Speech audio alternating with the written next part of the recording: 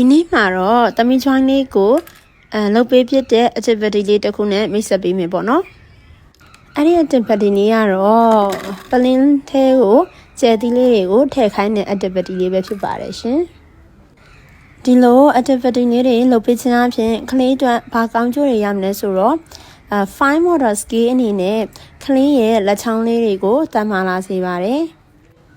ပြီးတော့ hand eye coordination လို့ခေါ်တဲ့မျက်စိနဲ့လက်နဲ့ကိုအချိတ်ဆက်မိမိနဲ့ထိန်းချုပ်လာနိုင်မှာပဲဖြစ်ပါတယ်ရှင်။ကျန်သီးလေးတွေကို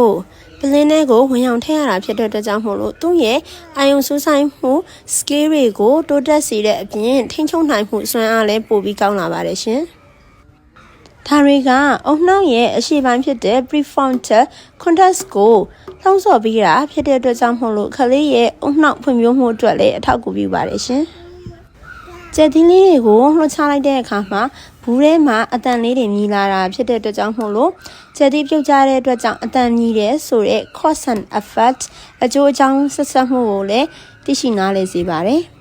။ကျမတို့ရဲ့အုံနှောက်မှာ left brain နဲ့ right brain ဆိုပြီးတော့ဘယ်ဘက်နဲ့ညာဘက်ဆိုပြီးတော့ရှိရပေါ့နော်ဒီလို activity လေးတွေလုပ်ပေးခြင်းအပြင်အဲ့ဒီဘယ်ဘက်နဲ့ညာဘက်ဆက်သွယ်တဲ့လမ်းကြောင်းလေးတွေဟာပွင့်သွားတယ်ပေါ့နော်အဲ့လိုပွင့်သွားတဲ့အတွက်ကြောင့်မို့လို့အုံနှောက်ဖွံ့ဖြိုးမှုအတွက်အထောက်အကူပြုပါတယ်ရှင်ရိုးရှင်းမိမဲ့ကလေးအတွက်အထောက်အကူတွေအများကြီးဖြစ်စေတဲ့ activity လေးပဲဖြစ်ပါတယ်ရှင်